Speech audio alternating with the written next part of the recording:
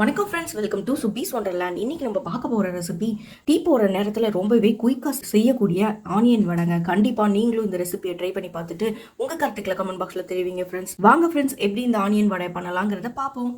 வெங்காய வடை செய்யறதுக்கு நான் ஃபர்ஸ்ட் ஒரு 4 மீடியம் சைஸ் பெரிய வெங்காயத்தை தோல் உரிச்சு எடுத்துட்டு வந்திருக்கேன். இதை நம்ம நீல வாக்குல நல்லா ஃபைனா சாப் பண்ணி எடுத்துக்குவோம். பாருங்க, நல்லா நீல வாக்குல இந்த வெங்காயத்தை நல்லா கட் பண்ணி எடுத்துட்டு வந்தாச்சு.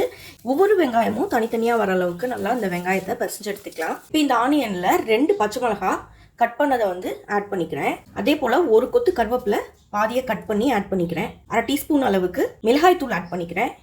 இப்போ இந்த வடைக்கு தேவையான அளவு உப்பு ஆட் பண்ணிக்கலாம். இதுலயே 1 டேபிள் ஸ்பூன் அளவுக்கு அரிசி மாவு ஆட் பண்ணிக்கிறேன். இதுல 1 கப் அளவுக்கு கடலை மாவு ஆட் பண்ணியிருக்கேன். இப்போ நல்லா மிக்ஸ் பண்ணிக்கலாம். ஃபர்ஸ்ட் தண்ணி எதுவும் ஆட் பண்ண வேண்டாம். வெங்காயத்தில் இருக்க அந்த வாட்டர் கண்டென்ட்டே நமக்கு கொஞ்சம் ஈரப்பதத்தை கொடுக்கும். அது இப்போ தேவையான அளவு சும்மா தண்ணி ஆட் பண்ணிக்கிறேன்.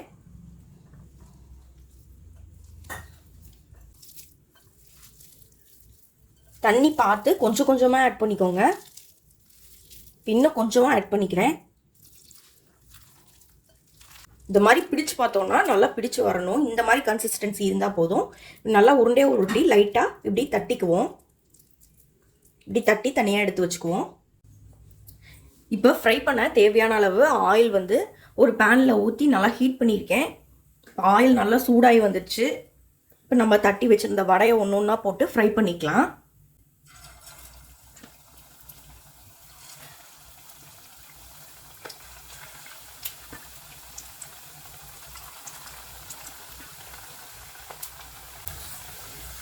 ஒரு மீடியம் ஃப்ளேம்லேயே வச்சு நல்லா ஃப்ரை பண்ணி எடுத்துக்குவோம். பாருங்கள், சைட்லேனா நல்லா ப்ரௌனிஷ் கலரில் வந்துடுச்சு. இப்போ திருப்பி போட்டுக்கலாம். பாருங்கள், சூப்பராக ஃப்ரை ஆகி வந்திருக்கு. இந்த பக்கமும் நல்லா ஃப்ரை பண்ணி எடுத்துக்குவோம்.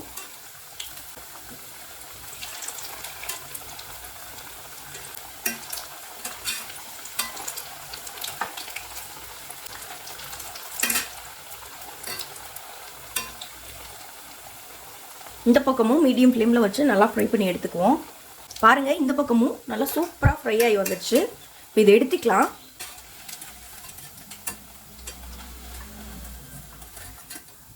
இப்போ பாருங்கள், நமக்கு ரொம்பவே கிறிஸ்பி அண்ட் டேஸ்டியான ஆனியன் வடை சூப்பராக ரெடி ஆயிடுச்சு. இதை சர்வ் பண்ணிக்கலாம். கண்டிப்பாக நீங்களும் இந்த ரெசிபியை ட்ரை பண்ணி பாருங்கள். இந்த ரெசிபி உங்களுக்கு பிடிச்சிச்சுன்னா எங்கள் சேனல் லைக் பண்ணுங்கள், ஷேர் பண்ணுங்கள், சப்ஸ்கிரைப் பண்ணுங்கள். உங்கள் கருத்துக்களை கமெண்ட் பண்ணுங்கள். மீண்டும் இன்னொரு நல்ல ரெசிபியோட உங்களை மீட் பண்ணுறேன். அதுவரை உங்களிடம் இருந்து விடைபெறுவது சுப்பீஸ் ஒண்டர்லேண்ட். தேங்க்யூ.